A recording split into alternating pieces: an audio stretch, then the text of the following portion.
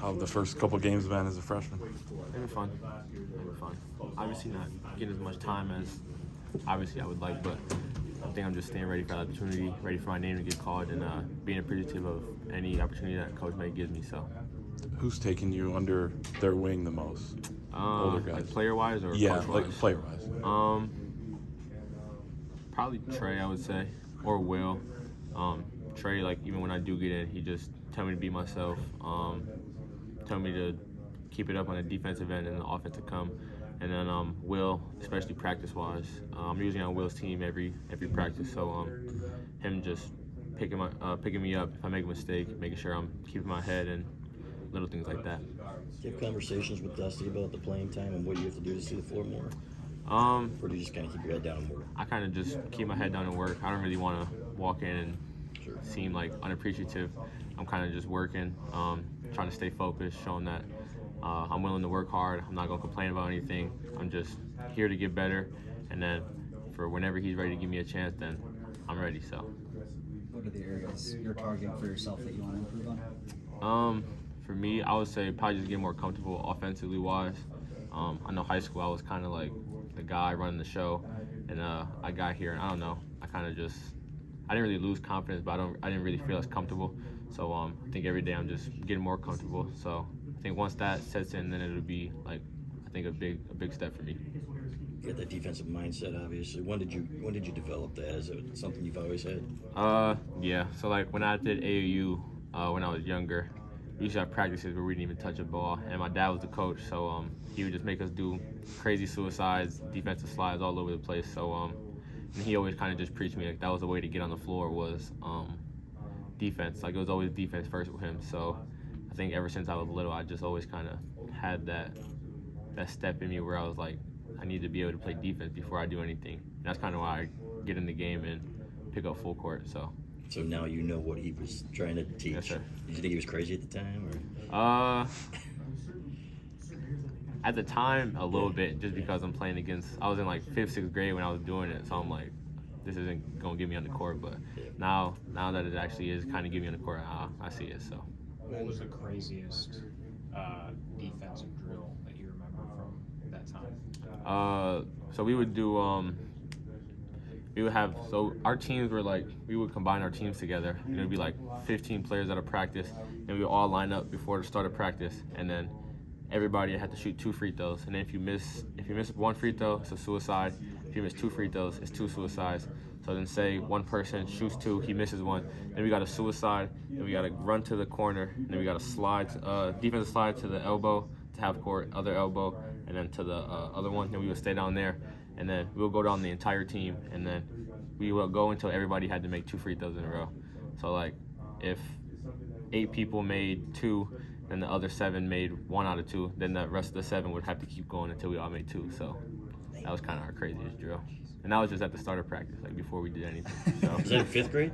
Yeah, like dang near You're tired all practice. Yeah, it was insane. So When you get put in, in those late game scenarios, and Dusty's looking at you to be an oddball defender or have that defensive intensity. How do you go about that? Does it fire you up? And like, how do you go in with a kind of a specialist mindset in that situation? How does that impact how you play?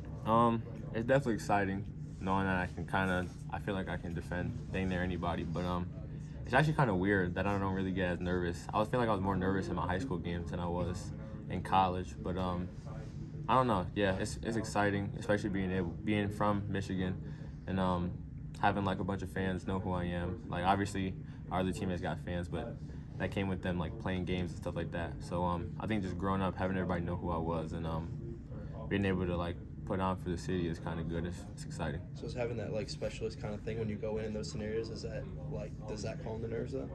I really don't know what it is. Like I'm honestly so confused. Like I don't know why I just am not nervous in college. I feel like I would be more nervous in my college than I was in high school, but it's kind of switched, which is not really heard of, but Unique. Yeah.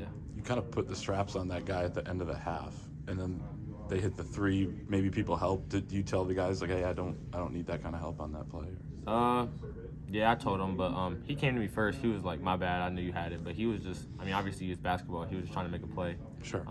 We all do that. I'm sure I'll have some slip-ups where I do that. I do that in practice all the time. So But yeah, the coaches told him. He came to me and he was like, my bad. He owned up to it. So I think that's like the great thing about our team. We all own up to our mistakes and then we just keep going from there.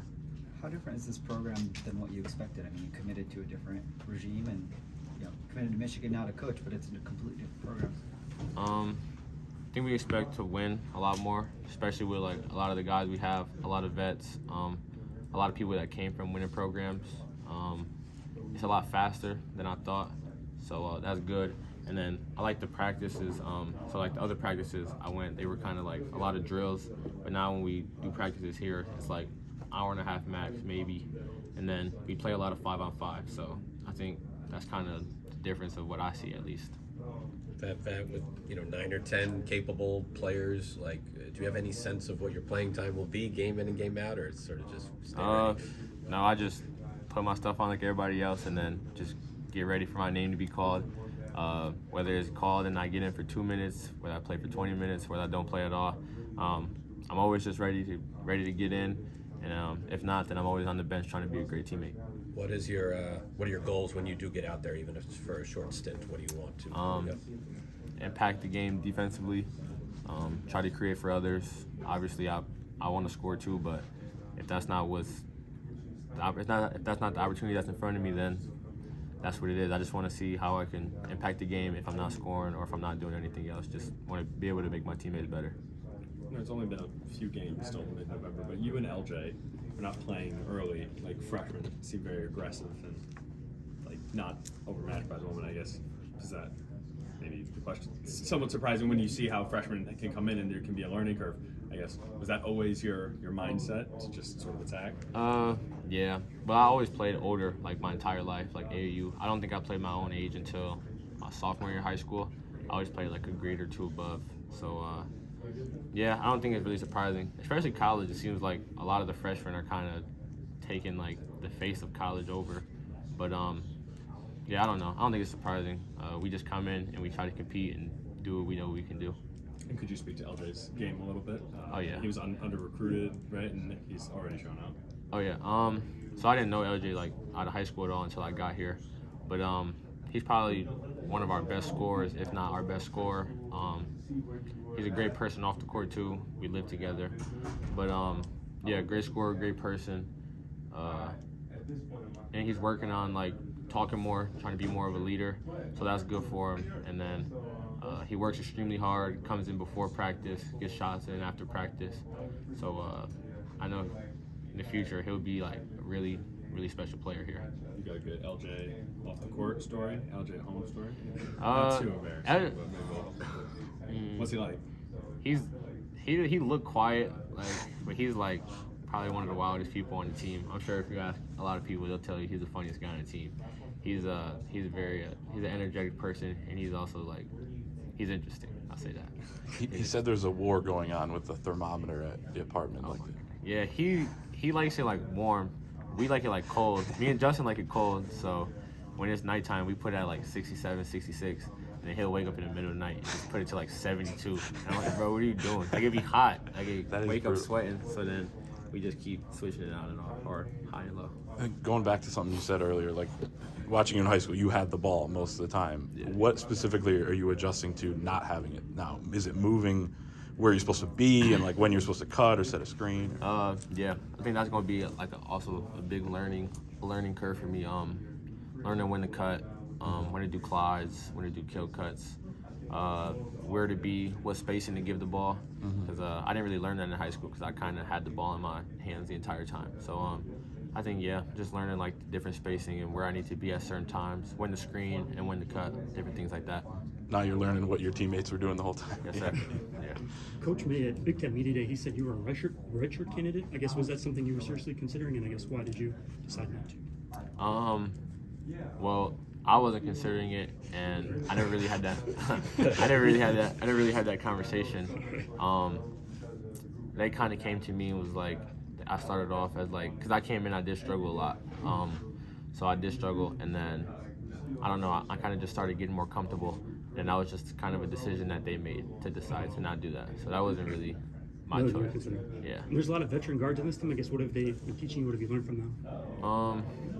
That every night won't really be your night.